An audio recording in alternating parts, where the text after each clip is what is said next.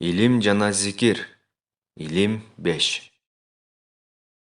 Абдулла бин Амр бин Ас радиаллаху анхудан риваят. Пайгамбар саллаллаху алейхи вассалям айтты: Ким Кур'ани Каримди окуса, ал пайгамбарчылыктын илимин эки кабыргасынын ортосуна, тагыраагы көкүрөгүнө алыптыр. Бирок ага вахий түшпөйт.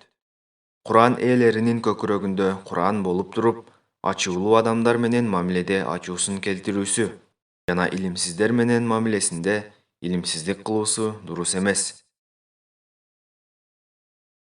Абдулла бин Амр бин Ас радиаллаху анхудан риваят.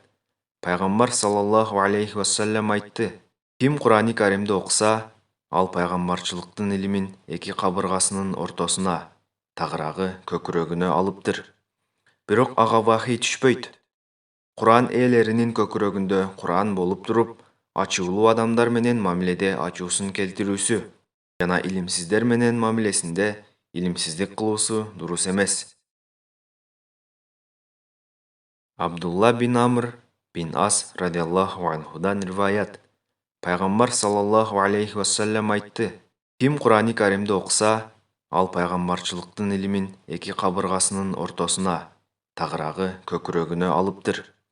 Бирок ага вахий түшпөйт.